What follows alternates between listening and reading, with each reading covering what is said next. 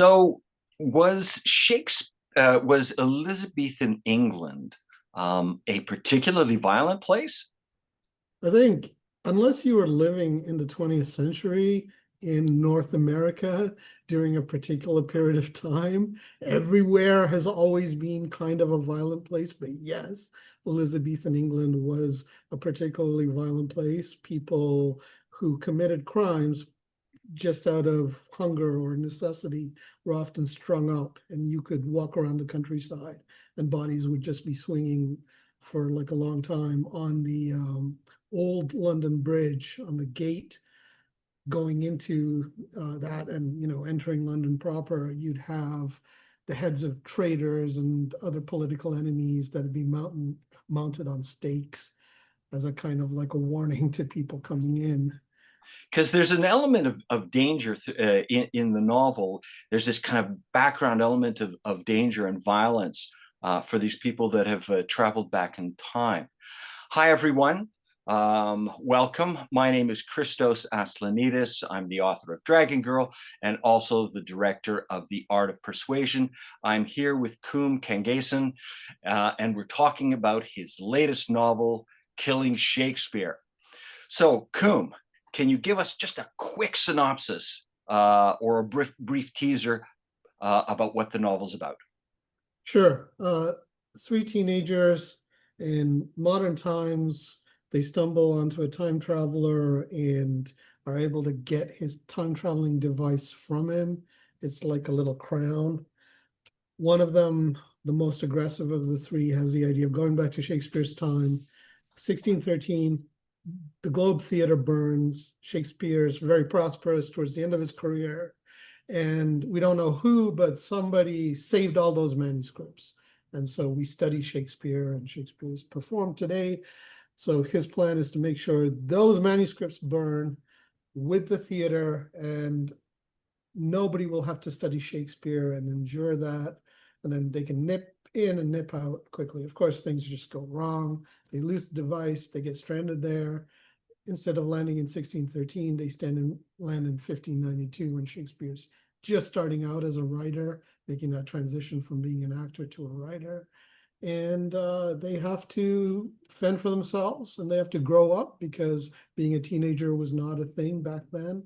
And they each sort of apprentice with a different prominent Elizabethan figure, and their lives intertwine, and there's intrigue and all kinds of twists and turns. That's great. It's like this fantasy, this dark fantasy that practically every bored teenager has had in a high school class when they're studying Shakespeare.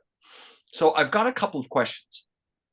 Um, uh, there, I've read the novel, and I find it very thickly textured with the time. Can you talk a little bit about the type of research that went into getting both the feel for the time and the place and the characters that inhabit the novel?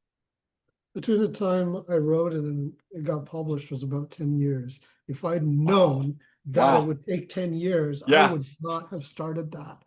But I started off wanting to do something kind of different from my previous books. So I was trying to write something more mainstream, and I thought this would be a fun idea. But at various iterations or drafts, I would send it out and it would get rejected.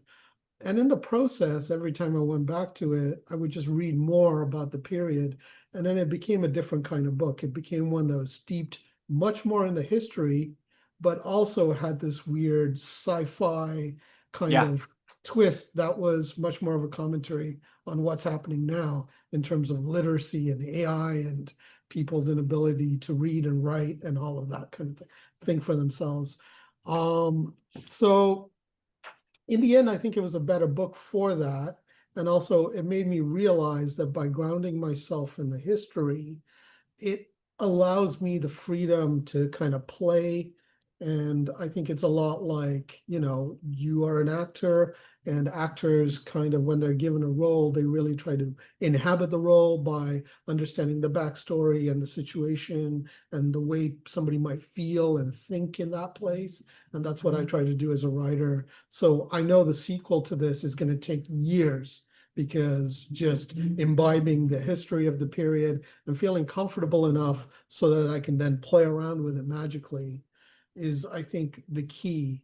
When I've read other people who are doing similar kinds of things, they're not ensconcing themselves in the history as much. And so it's just much more about the romance or about the adventure or something like that. And that's fine, but that's not what I want to do. Okay, so I've got a couple of comments. One of the things is that my response to you is that there is this pervasive sense of the grittiness. And if there was of the time and the kind of darkness, there was a little bit of filthiness. One word that comes to mind is muck. There seems to be just a lot of muck, especially since you set some of the scenes on the banks of the Thames, and it seems to be this kind of a river running through it, so to speak, for the story. Now, and the other comment is, of course, you've just revealed that there is going to be a sequel, right? There's going to be a sequel? Absolutely. All right, fantastic. Okay, good. I've got another question I want to ask you. You said there were 3 teenagers that go back in time. The term love triangle comes up. Can you talk just a dash about the love triangle in the story? Yeah, they're teenagers, and like teenagers, they sort of are frenemies of a kind. So there are social involvements with them just through being in class together or, talking outside of class, but nothing's really happened. Of course, once they go back in time, they are isolated away from their peers and their home setting. So some of those tensions and attractions maybe become amplified. Also, the teenagers are sort of forced to grow up and mature.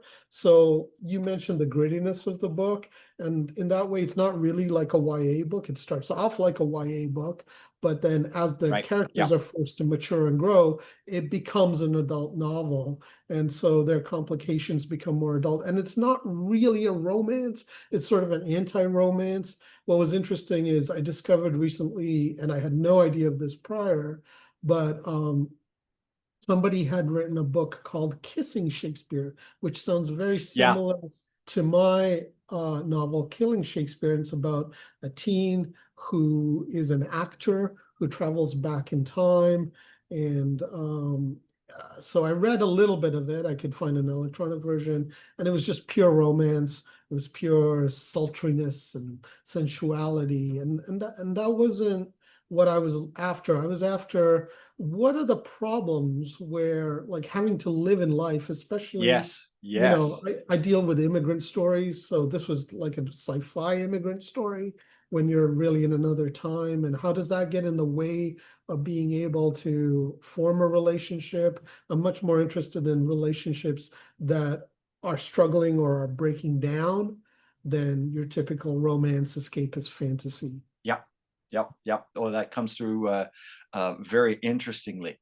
Now, we meet Shakespeare. In fact, Shakespeare is a significant character in the scenes that in the scenes where we travel back in time. Can you tell us a little bit about the kind of research that you did to come up with Shakespeare's personality? Because he's a definite, clear personality in the novel.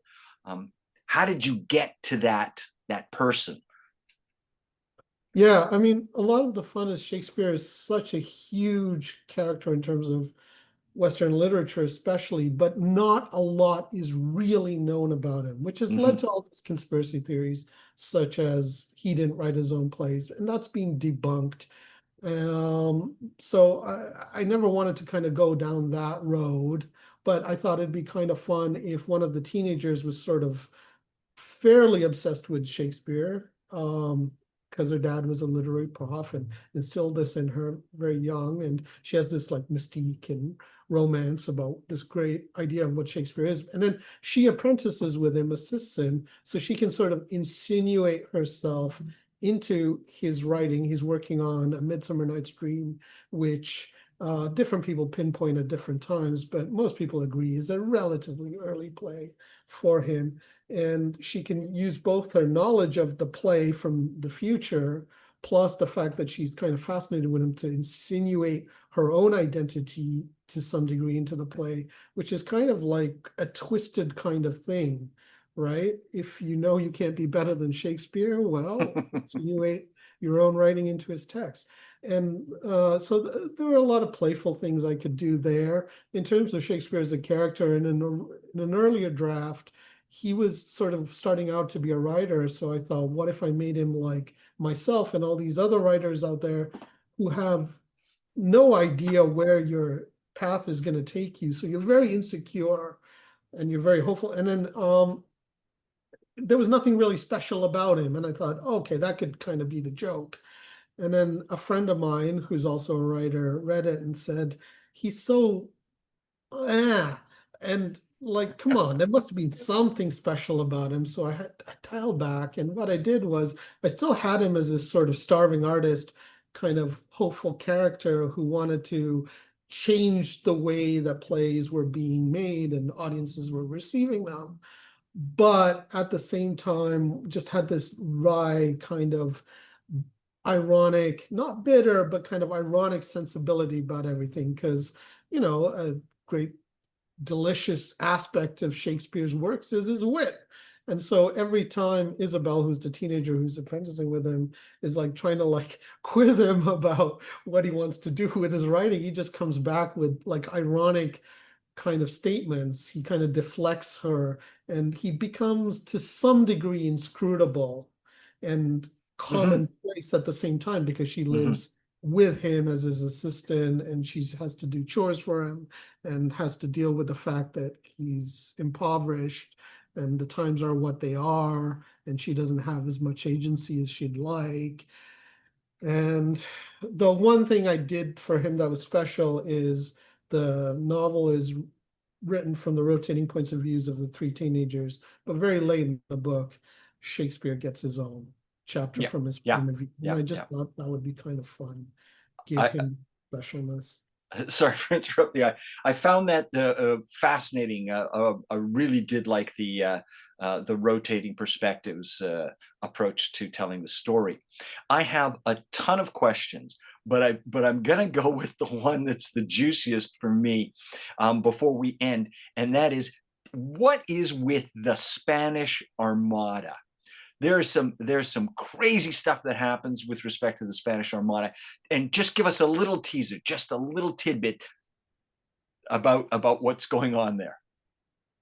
So what's happened is that when they travel back to 1592, they sort of land first in the middle of the fight with the Spanish Armada.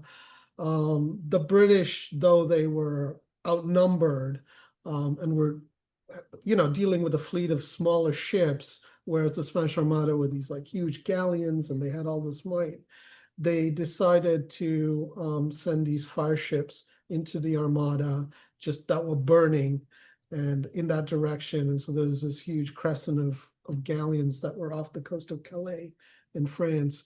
And so our three hapless teenagers land in the middle of that, kind of screw that up. Oh And yeah. then there's their time travel device that gets involved. So the Armada goes missing. And once they arrive in Elizabethan London, that sort of comes up in the background as what happened to the Armada, like black magic, what happened? Yeah. And it also kind of ties in with my character Suresh, who's an immigrant from Sri Lanka and is very well aware of the legacy of the British imperial colonization of Sri Lanka and the legacy that's left, especially the current political situation. And so he really has a thing against the British Empire, and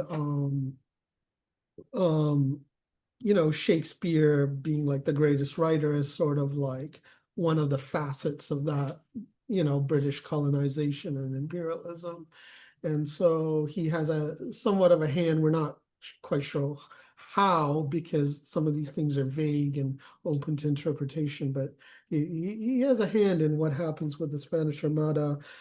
Generally, it's thought that the defeat of the Spanish Armada is what brought England into the map as the beginning of its empire, especially dominated by its navy, which before then hadn't really been a thing. And it was also a very inward looking kind of place. It wasn't really looking outward to expand. Spain and Portugal were, but this is the kickstart of the thing. I don't know if I've got time, but since you asked about Shakespeare. Yeah, go ahead. Go ahead. Last thing. Talk about my central character for the sequel. So the title of the original book was called Killing Shakespeare, and my point was never to really kill Shakespeare, although that kind of comes up in the book. It was just sort of like a hook, right? This idea of metaphorically killing off of his works, throughout history and his stature. And it was just like a hook to kind of like, it hooked me. It hooked me. So the sequel would be called Saving Christ. And it would follow the characters when they're much older in their 20s. And the idea is that Suresh, once again, has this thing against empire. And so he thinks if they go back to Jesus's time, stop the crucifixion and save Christ, it also stops, the spread of Christianity, which would later be taken up by the Roman Empire and, lead to things like the Crusades and things like that. And, it's the thin end of the wedge when the British colonize all these countries in Africa or where have you, right? It's the priests and the proselytizing that comes first. But of course, things go wrong. And so... Of course. Yeah. And once again, I'm kind of like really interested in empire. You've got the Roman Empire, you've got other empires, you've got a really interesting figure who's mysterious. There's been a lot of scholarship done on him, but there's a lot of mystery as to who he actually was. So I get to play around with it. And I also get to talk about things like religion and interesting war and whatever. But with this one, I do understand now, this is going to take years. And I'm still meditating on the idea of time and, playing around with that in interesting ways, philosophical ways.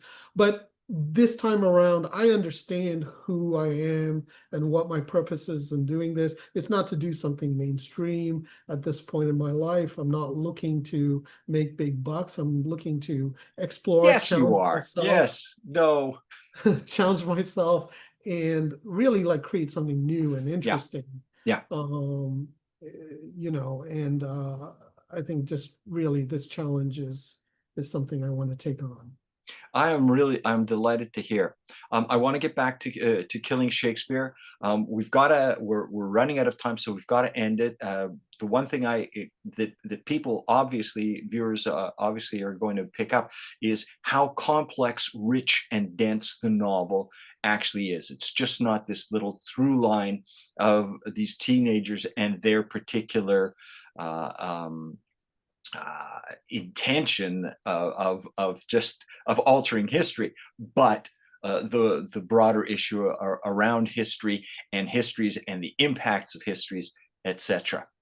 So, all right, Koom, thank you so much for your interview.